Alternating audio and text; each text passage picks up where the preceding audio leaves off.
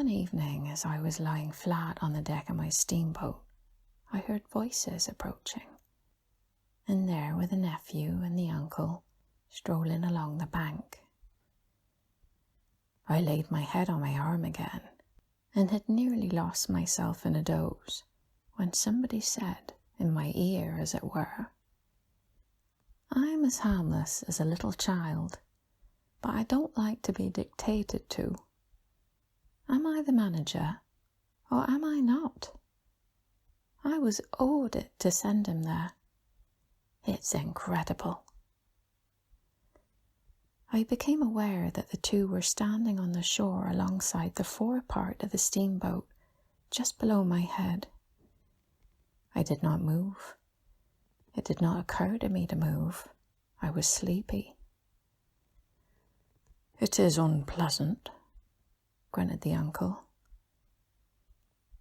"He has asked the administration to be sent there," said the other, with the idea of showing what he could do, and I was instructed accordingly. Look at the influence that man must have.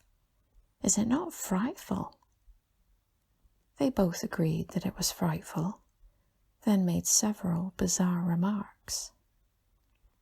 Make rain and fine weather, one man, the council by the nose. Bits of absurd sentences that got the better of my drowsiness, so that I had pretty near the whole of my wits about me, when the uncle said, "The climate may do away with this difficulty for you. Is he alone there?" "Yes," answered the manager. "He sent his assistant down the river with a note to me in these terms: 'Clear this poor devil out of the country and don't bother sending me more of that sort. I'd rather be alone than have the kind of men you can dispose of with me.'" It was more than a year ago. Can you imagine such impudence? "Anything since then?" asked the other hoarsely. "Ivory," jerked the nephew. "Lots of it. Prime sort. Lots. Most annoying from him." "And with that?" questioned the heavy rumble. "Invoice," was the reply, fired out, so to speak. Then silence. They had been talking about Kurtz. I was broad awake by this time, but, lying perfectly at ease, remained still, having no inducement to change my position. "How did that ivory come all this way?" growled the older man, who seemed very vexed. The other explained that it had come with a fleet of canoes in charge of an English half-caste clerk Kurtz had with him. That Kurtz had apparently intended to return himself, the station being by that time bare of goods and stores, but after coming 300 miles had suddenly decided to go back, which he started to do alone in a small dugout with 4 paddlers, leaving the half-caste to continue down the river with the ivory. The 2 fellows there seemed astounded at anybody attempting such a thing. They were at a loss for an adequate motive. As to me, I seemed to see Kurtz for the first time. It was a distinct glimpse. The dugout, 4 paddling savages, and the lone white man turning his back suddenly on the headquarters, on relief, on thoughts of home, perhaps, setting his face towards the depths of the wilderness, towards his empty and desolate station. I did not know the motive. Perhaps he was just simply a fine fellow who stuck to his work for its own sake. His name, you understand, had not been pronounced once. He was that man. The half-caste who, as far as I could see, had conducted a difficult trip with great prudence and pluck, was invariably alluded to as that scoundrel. the scoundrel had reported that the man had been very ill, had recovered imperfectly. The two below me moved away then a few paces, and strolled back and forth at some little distance. I heard military post. Doctor, 200 miles, quite alone now. Unavoidable delays. 9 months, no news. Strange rumours. They approached again, just as the manager was saying, "No one, as far as I know, unless a species of wandering trader, a pestilential fellow, snapping ivory from the natives." Who was it they were talking about now? I gathered in snatches that this was some man supposed to be in Kurtz's district, and of whom the manager did not approve.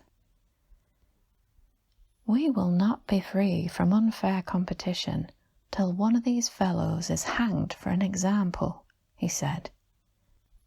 "Certainly," grunted the other. "Get him hanged. Anything can be done in this country. That's what I say. Nobody here, you understand, here, can endanger your position. And why?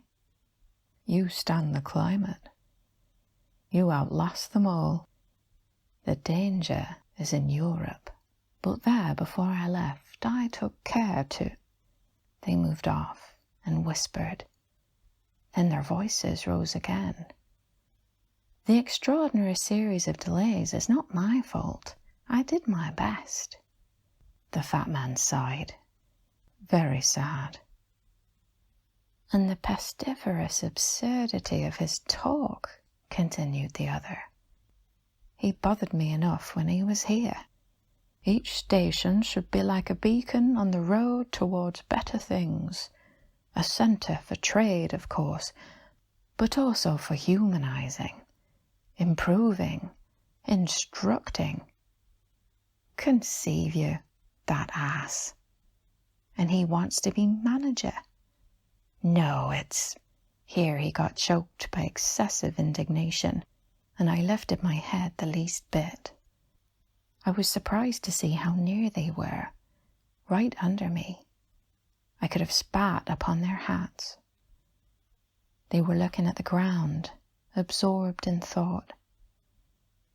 The manager was switching his leg with a slender twig. His sagacious relative lifted his head. "You have been well since you came out this time?" he asked. The other gave a start. "Who, I? Oh, like a charm, like a charm. But the rest, oh my goodness, all sick. They die so quick too. I haven't the time to send them out the country. It's incredible." Just so," grunted the uncle. "Ah, my boy, trust to this, I say. Trust to this." I saw him extend his short flipper of an arm for a gesture that took in the forest, the creek, the mud, the river, seemed to beckon with a dishonouring flourish before the sunlit face of the land, to the profound darkness of its heart. It was so startling that I leapt to my feet and looked back at the edge of the forest, as though I had expected an answer of some sort to that black display of confidence. You know the foolish notions that come to one sometimes.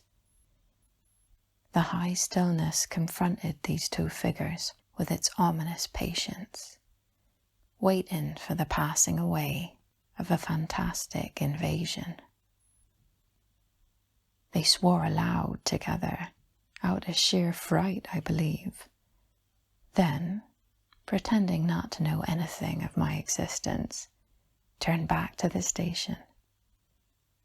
The sun was low, and leaning forward side by side, they seemed to be tugging painfully uphill, their two ridiculous shadows of unequal length that trailed behind them slowly over the tall grass without bending a single blade. In a few days, the El Dorado expedition went into the patient wilderness that closed upon it as the sea closes over a diver. Long afterwards, the news came that all the donkeys were dead. I know nothing as to the fate of the less valuable animals. They, no doubt, like the rest of us, found what they deserved. I did not inquire. I was then rather excited at the prospect of meeting Kurtz very soon. When I say soon, I mean it comparatively. It was just 2 months from the day we left the creek when we came to the bank below Kurtz's station. Going up that river was like travelling back to the earliest beginnings of the world, when vegetation rioted on the earth and the big trees were kings. An empty stream, a great silence, an impenetrable forest. The air was warm, thick, heavy, sluggish. There was no joy in the brilliance of sunshine. The long stretches of the waterway ran on, deserted, into the gloom of overshadowed distances. On silvery sandbanks, hippos and alligators sunned themselves side by side. The broadening waters flowed through a mob of wooded islands. You lost your way on that river as you would in a desert, and butted all day long against shoals trying to find the channel, till you thought yourself bewitched and cut off forever from everything you had known once, somewhere far away, in another existence perhaps. There were moments when one's past came back to one, as it will sometimes when you have not a moment to spare to yourself. But it came back in the shape of an unrestful and noisy dream, remembered with wonder amongst the overwhelming realities of this strange world of plants and water and silence. And this stillness of life did not in the least resemble a peace. It was the stillness of an implacable force, brooding over an inscrutable intention. It looked at you with a vengeful aspect. I got used to it afterwards. I did not see it any more. I had no time. I had to keep guessing at the channel. I had to discern, mostly by inspiration, the signs of hidden banks. I watched for sunken stones. I was learning to clap my teeth smartly before my heart flew out when I shaved by a fluke some infernal sly old snag that would have ripped the life out of the Tin Pot steamboat and drowned all the pilgrims. I had to keep a lookout for the signs of dead wood we could cut up in the night for next day's steaming. When you have to attend of things of that sort, to the mere incidents of the surface, the reality, I tell you, fades. The inner truth is hidden, luckily. But I felt it all the same. I felt often its mysterious stillness, watching me in my monkey tricks, just as it watches you fellows performing on your respective tightropes for, what is it, half a crown a tumble? Try to be civil, Marlowe, growled a voice, and I knew there was at least one listener awake besides myself. I beg your pardon. I forgot the heartache which makes up the rest of the price. And indeed, what does the price matter if the trick be well done? You do your tricks very well, and I didn't do badly either, since I managed not to sink that steamboat on my first trip. It's a wonder to me yet. Imagine a blindfolded man set to drive a van over a bad road. I sweated and shivered over that business considerably, I can tell you. After all, for a seaman to scrape the bottom of the thing that's supposed to float all the time under his care is the unpardonable sin. No one may know of it, but you never forget the thump, eh? A blow on the very heart. You remember it. You dream it. You wake up at night and think of it years after and go hot and cold all over. I don't pretend to say that steamboat floated all the time. More than once she had to wade for a bit, with 20 cannibals splashing around and pushing. We had enlisted some of these chaps on the way for a crew. Fine fellows, cannibals, in their place. They were men one could work with, and I am grateful to them. And after all, they did not eat each other before my face. They had brought along a provision of hippo meat, which went rotten and made the mystery of the wilderness stink in my nostrils. Phoo, I can smell it now.